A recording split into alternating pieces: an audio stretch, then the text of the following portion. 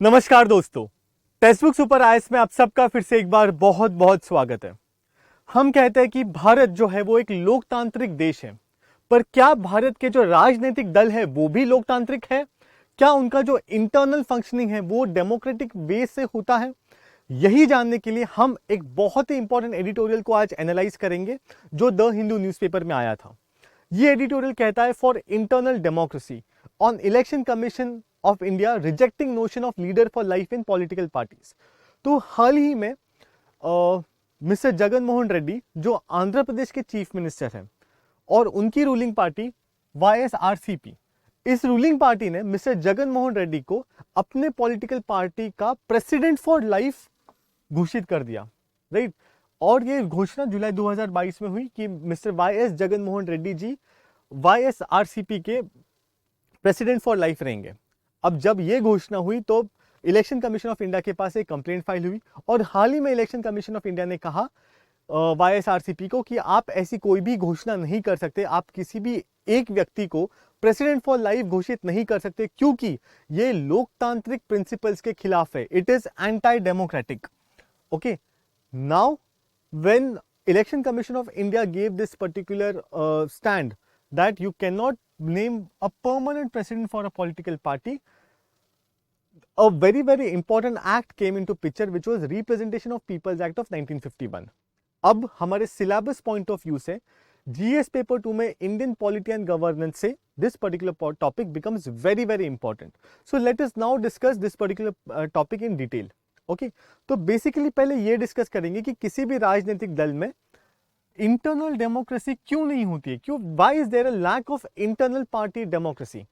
तो पहला, the very first reason, पहला कारण इस चीज के लिए है कि one family dominating the entire political party.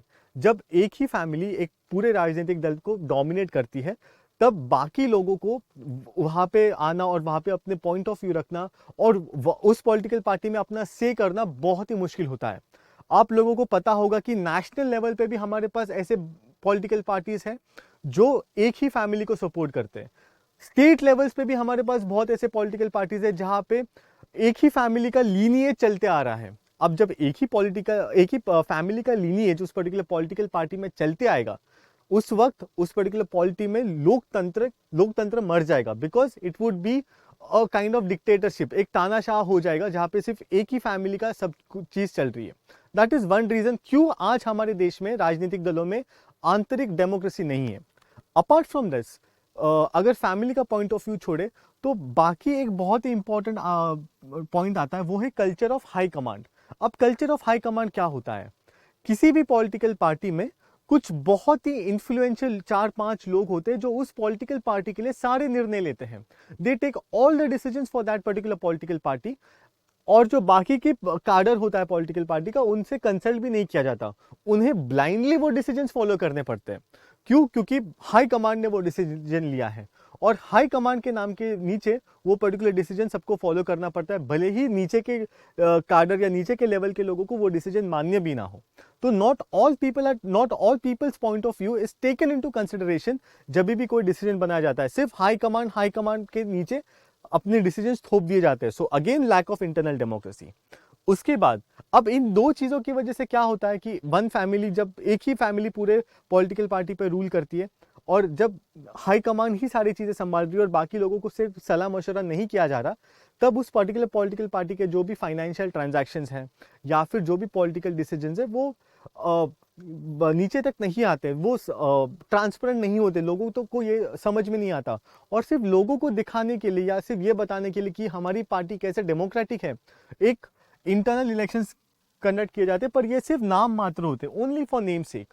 It is only for showing to the world कि see we are conducting elections, but those elections are only for namesake, right. Apart from this, ये जो भी elections जो नाम मात्र के भी होते वो भी कंप्लीटली ट्रांसपेरेंट नहीं होते। क्योंकि ये कंप्लीटली ट्रांसपेरेंट नहीं होते क्योंकि इन इलेक्शंस के ऊपर इलेक्शन कमीशन ऑफ इंडिया ये इलेक्शंस कंडक्ट नहीं करवाती, ये पार्टी के इंटरनल इलेक्शंस होते हैं जो पार्टी खुद कंडक्ट करवाती है, राइट। सो आप तक और या मुझ तक ये सारी न्यूज नहीं आती है कि एग्जैक्टली क्या प्रोसीजर फॉलो किए, कौन से टाइप का इलेक्शन हुआ है, right. Nothing comes to us. तो दिस इज द रीजन कि पॉलिटिकल पार्टीज के अंदर डेमोक्रेटिक फंक्शनिंग बहुत कम है, उनका जो कामकाज है वो लोकतांत्रिक तरीके से नहीं होता है। अब इसके वजह से क्या इश्यूज या क्या प्रॉब्लम्स आते हैं जब किसी भी राजनीतिक दल का जो आंतरिक कामकाज है वो लोकतांत्रिक तरीके से नहीं होता है। पहली चीज तो जो भी उस पर्टिकुलर पॉलिटिकल पार्टीज के जो फाइनेंशियल ट्रांजैक्शंस हो गए, या फिर वो पॉलिटिकल पार्टी जो भी डिसीजन ले रही है, या इन सारी चीजों में किसी भी प्रकार की ट्रांसपेरेंसी नहीं होती है। सिर्फ कुछ लोग, कुछ गिने चुने हुए लोग ही उस पर्टिकुलर पॉलिटिकल पार्टी के लिए सारे निर्णय लेते हैं। तो सपोज इलेक्शंस के वक्त पार्टी को फंड कहाँ से आया, कितने पैसे आए, कितने पैसे कहाँ खर्च हुए, इसी पर्सन को क्यों पार्टी ने टिकट दिया, ये सारे डिसीजन सिर्फ एक फैमिली या हाई कमांड के कुछ 3-5-6 लोग ही गिन चुन के डिसीजन लेते हैं। तो therefore there is reduce transparency. अब इस रिड्यूस ट्रांसपेरेंसी की वजह से क्या होता है कि जो एक्चुअल में उस पर्टिकुलर पॉलिटिकल पार्टी का जो अच्छा कैंडिडेट होता है वो साइडलाइन हो जाता है। क्यों? क्योंकि आप सिर्फ उन्हीं लोगों को फेवर करते हो जो आपके फैमिली में से हो या जो हाई कमांड के गुड बुक्स में हो। आप बाकी लोगों को फेवर ही नहीं करते जो एक्चुअल में अच्छा काम करना चाह रहे देश के लिए। तो इस लैक ऑफ इंटरनल डेमोक्रेसी की वजह से जो एक्चुअल अच्छे कैंडिडेट्स होते हैं, जो प्रॉमिसिंग कैंडिडेट्स होते हैं, वो साइडलाइन हो जाते हैं और उनकी तरफ किसी का ध्यान ही नहीं होता। ऐसे लीडर्स को या ऐसे कैंडिडेट्स को ना कोई टिकट मिलता है, ना ही वो इलेक्शन कंटेस्ट करवा पाते हैं। इसके अलावा this then leads to another phenomenon which is called as criminalisation of politics. इसकी वजह से पॉलिटिक्स में फिर क्रिमिनल्स की संख्या बढ़ते जाती है। क्यों? क्योंकि क्रिमिनल्स के पास मनी और मसल पावर होता है, जिसके दम पे उन्हें पता है कि ये इलेक्शन जीत के ही आएंगे, right. So again in lack of internal democracy की वजह से आपको पता नहीं कि किस कैंडिडेट को आप टिकट दे रहे हो, क्यों दे रहे हो। तो आप किसी भी क्रिमिनल को टिकट देते हो, क्यों? क्योंकि आपको पता है कि वो तो जीत के आएगा। तो ये लैक ऑफ इंटरनल डेमोक्रेसी की वजह से हमारे जो पॉलिटिक्स है उसमें क्रिमिनल्स की संख्या बहुत ज्यादा बढ़ रही है। एसोसिएशन फॉर डेमोक्रेटिक रिफॉर्म्स ने भी यही दर्शाया है। एंड लास्ट में जो इंडिविजुअल लीडर्स होते हैं उस पर्टिकुलर हाउस के, उनका फ्रीडम ऑफ एक्सप्रेशन जो है, उनकी जो अभिव्यक्ति की आजादी है वो कहीं ना कहीं दबाई जाती है। कैसे? सपोज किसी पॉलिटिकल पार्टी से कोई एमपी लोकसभा में चुन के गया है, राइट। अब इस लोकसभा में अगर कोई बिल पास करवाना हो तो इस पर्टिकुलर एमपी को निर्देश दिए जाते हैं कि आपने कैसे वोट करना है। क्या आपने उस बिल के लिए वोट करना है या उस बिल के खिलाफ वोट करना है। अगर ये एमपी अपने हिसाब से वोट दे और उसका डिसीजन पार्टी के डिसीजन के विपरीत हो, कि पार्टी के डिसीजन के खिलाफ हो, तो इस एमपी के विरुद्ध 10th शेड्यूल या एंटी डिफेक्शन चलाया जाता है। तो इस जो उम्मीदवार है जो चुन के गया है, उसे भी अपने हिसाब से इंडिपेंडेंटली डिसीजंस लेने को नहीं आते हैं। Why? Because there is 10th schedule which is coming in. So ये प्रॉब्लम्स है जब किसी भी राजनीतिक दल में इंटरनल डेमोक्रेसी नहीं होती है। अगर पार्टी के अंदर इंटरनल डेमोक्रेसी नहीं हुई, वही चीज फिर पार्टी के बाहर निकल के गवर्नमेंट में आ जाती है। वहां पर भी फिर डेमोक्रेटिक नेचर नहीं होता है।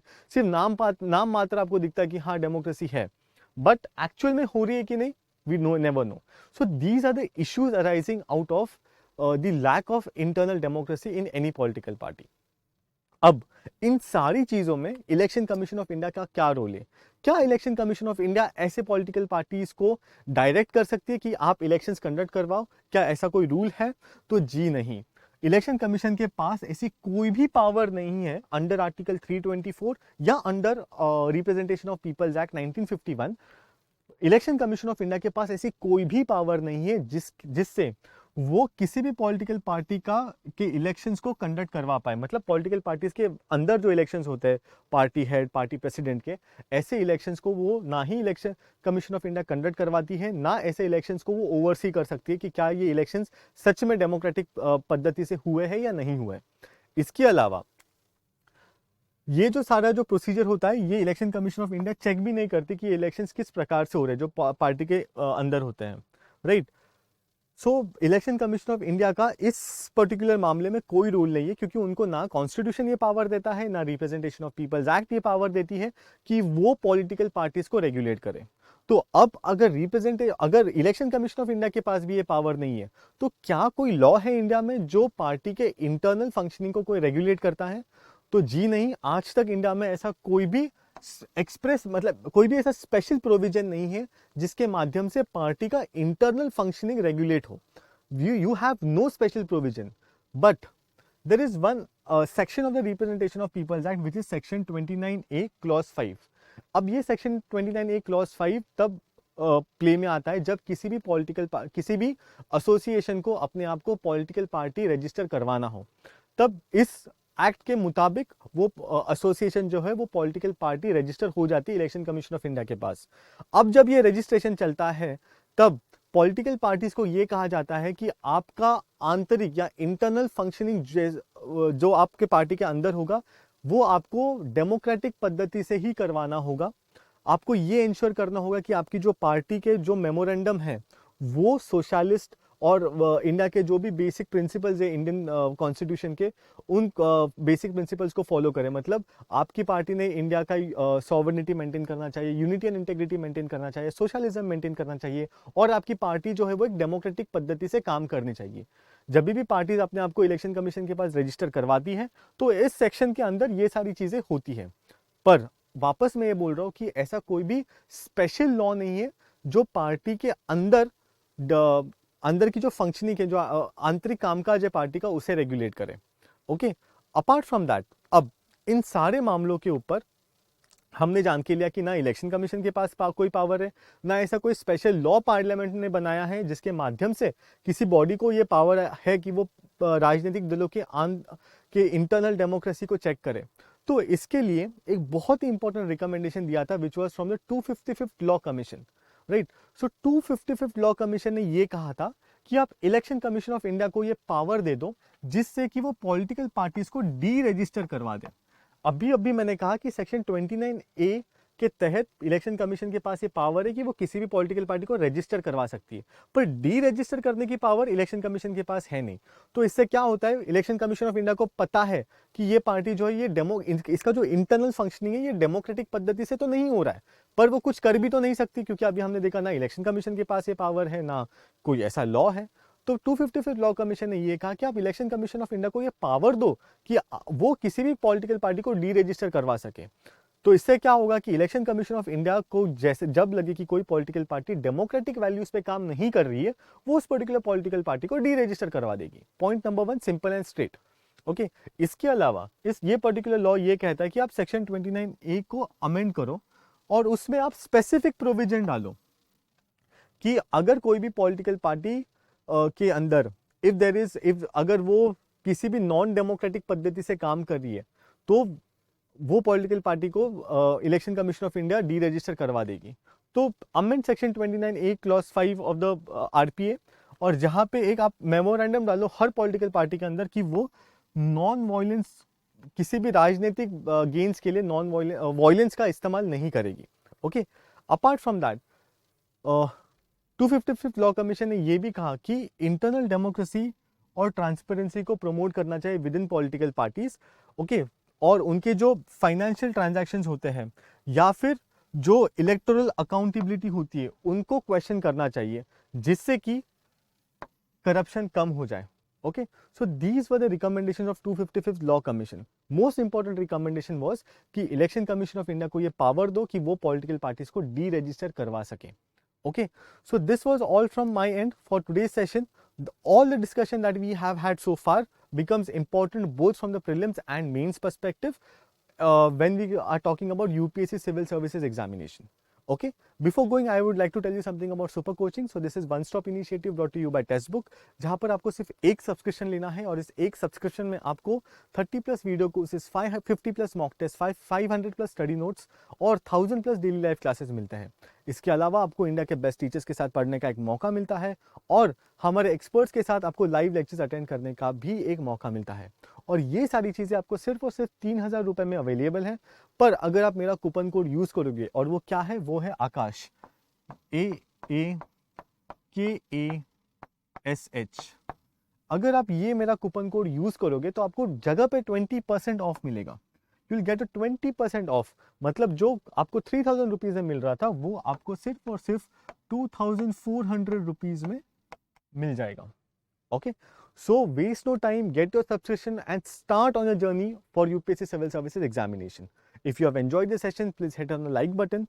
Please do subscribe to our channel and also press the bell icon so you never miss an update from our end.